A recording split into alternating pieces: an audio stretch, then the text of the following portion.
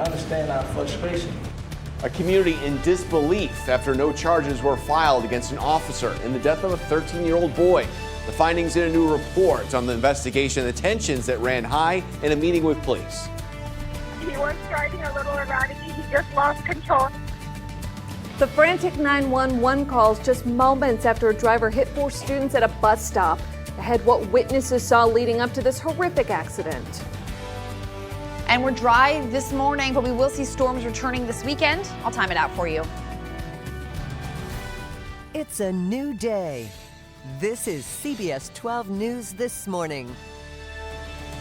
Well, happy Friday, everybody. Unfortunately, we could see some showers later on today. Good morning, I'm Matt Lincoln. It's okay as long as it's still Friday. We can handle it, right? I'm Ashley Glass. Good morning, everyone. Some of the rain we're seeing in Central Florida right now will make its way to us. Yeah, let's check in meteorologist Lauren Oleski. Now, Lauren, when can we start seeing some of this rain? We can handle anything on a Friday. We're going to see the rain later today and then the chance for more rain again tomorrow. This is a front boundary that's moving south and then eventually actually will stall across our part of the state, and it's going to keep more storms around. Right now, we've got storms hovering up and down I-4. This is a very slow-moving front. 1:30 this afternoon, at that point, this front dives further south, and it brings us the chance for some rain a little bit later on today.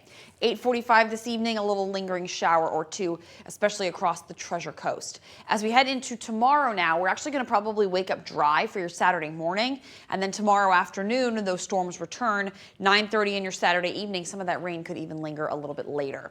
Overnight into Sunday morning, same thing. Dry overnight, and then more storms return again later Sunday. We're going to continue to stay nice and warm as we move through your weekend and into next week. Matt, Ashley.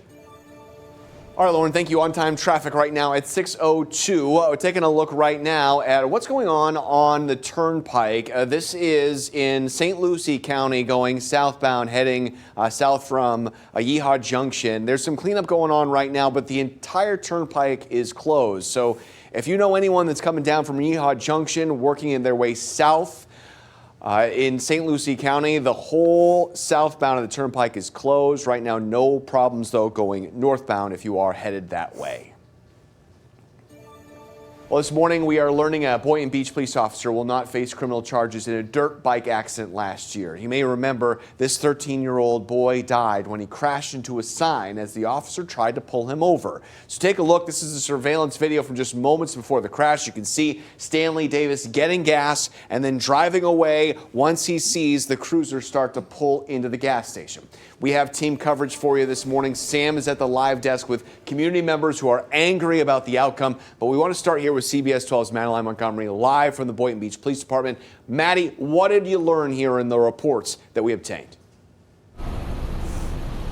Maddie, it actually took a lot of effort for CBS 12 to even obtain these reports. Reporter Andrew Lofholm actually had to stop by 3 different offices in order to get that 60-page report that describes in detail the crash that happened that involved an officer from here in Boynton Beach. And in that report, it details Officer Mark Son, and it says that he never made contact with Stanley Davis III's bike and that Davis was driving about 85 miles an hour on a city street when he crashed. Officer Son was going 80 miles an hour and turned his lights on and sirens on and off multiple times. And we also know that Son was wearing a body camera and it was rolling throughout the incident. The report outlines the surveillance video from the nearby Chevron that shows Davis trying to fill his dirt bike up before speeding off with Son behind him. They take a U-turn off camera before coming back into frame. Then they take a left. Out of frame is where Davis crashed and eventually died. Investigators didn't see any damage on Son's patrol car and no witnesses saw contact between the police car and the dirt bike. This FHP report is just one of the investigations that's going on in this case. The internal affairs investigation begins now, and that's going to determine if Officer Son broke any department policies, like the policy that says an officer can only chase someone if they're suspected of committing a forcible felony, something like murder or armed robbery. Davis was being pulled over for reckless driving, and CBS 12 News has reached out to Officer Son for comment, and he has declined, which is well within his rights. Reporting live in Boynton Beach, Madeline Montgomery, CBS 12 News. All right, Maddie, thank you. 6:05 is the time right now, and our team coverage continues now with Sam at the live desk. Yeah, tensions, high certainly at this community meeting with Boynton Beach Police. Yeah, Matt and Ashley, this was actually the first ever community meeting of its kind in Boynton Beach. The focus is on transparency and bridging the gap between police officers and the community. And the family of Stanley Davis was at that meeting last night, clearly upset after the findings of that FHP report were released just hours earlier. Boynton Beach Police Chief Michael Gregory was interrupted several times by outbursts and frustration from people at that meeting looking for answers. I was personally out there, and I can honestly say that was so traumatizing for me. You can see that we're here, we're going to stay here, we're willing to listen, and we're willing to change if there's something that's not doing right. The officer's body camera from that day has not been released, and many asked the chief why the department had body cams and not dash cam videos. The chief reminded them he's not allowed to comment on the case since it's still part of an internal affairs investigation. After the meeting, community activist Bryce Graham spoke on behalf of Davis's parents. This is what he had to say. And to come to this meeting and not get clear answers to what is going on, even after an investigation from the FHP, is just a slap in the face. Again, the police department will not release any status reports regarding the ongoing internal affairs investigation until it is over. And the next community meeting like this one will be held sometime in May. Ashley. All right, Sam, 6:06. For the first time, we're hearing 911 calls from two witnesses who saw when a driver lost control and hit four students, killing two of them at a bus stop in Royal Palm Beach last week. You can hear two women trying to comfort one of the students and saying how fast the driver was going. Take a listen. Help is on the way, okay? Don't stand up. Just stay there. He was driving a little erratic. He just lost control. The car just was zooming by, and I think he just hit a kid.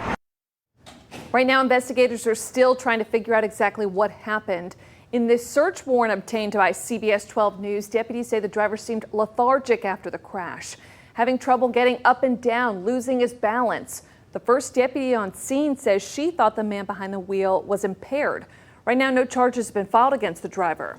6:07 this morning, we are learning the Jupiter couple accused of locking their son in a box in their garage is now claiming one or more of their children hacked their email. According to court documents, the illegally obtained emails were given to the children's foster team to be used against the parents in court. The lawyer representing Timothy and Tracy Ferreter want the lawyer on that team to be removed from the case.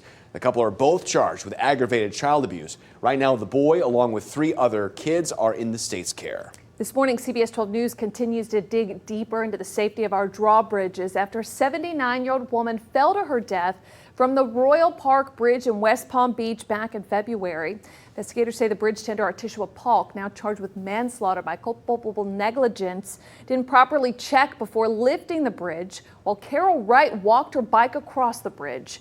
In a lawsuit, Carol Wright's family is calling for several new safety protocols and stricter rules for operators on the job. According to the Florida Department of Transportation, operators aren't allowed to watch TV in the tender house, but they can use their phones when they're not operating bridges. The attorney representing the family worries this protocol might not be enough.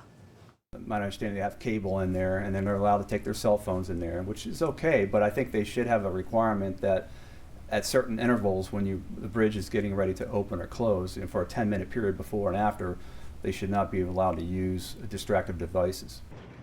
We reached out to the drawbridge company for comment. In a statement, they tell us Ms. Wright's death was tragic. However, the company performs over 25,000 openings a month and has the appropriate safe operating procedures in place. The company did not tell us more on those procedures and declined an interview.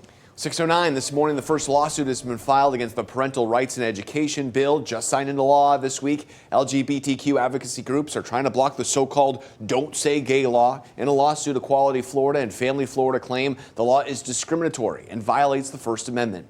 The law limits instruction on sexual orientation or gender identity in kindergarten through third grade students. It will go into effect in schools starting July 1st. 6:09 is the time. This morning, the governor's lashing out at Disney again after the company called to repeal the so-called Don't Say Gay bill law. The governor wants to end Disney's special privileges. Since it was built in 1967, Disney's had unprecedented control over its theme parks, including its environmental protections, land regulations, even its own police and fire department. Here's what the governor said about taking away Disney's influence. They're used to having their way, and they're not used to having people that will stand in their way and say, actually, the state of Florida is going to be governed by the best interests of the people in Florida. You know, we're certainly not going to bend a knee to woke executives in California. That is not the way the state's going to be run. Disney is yet to respond to the governor's comments. Also this morning, a federal judge has ruled parts of the state's new voting law are unconstitutional. The judge says restrictions in mail-in ballots and drop boxes make it more difficult for black voters. The ruling comes less than 6 months before the state's first major election since the new law was passed. The governor's up for re-election this year. He says that he will appeal the ruling. Well, still a lot to get your Friday going this morning. President Biden tapping into U.S. oil reserves to ease up those painful gas prices. Yeah, ahead how much this new plan could bring prices down for drivers all over the country. Yeah, plus severe weather hits the Panhandle. Ahead, we have a lot of brand new video coming in. A look at the damage and power outages people are dealing with this morning.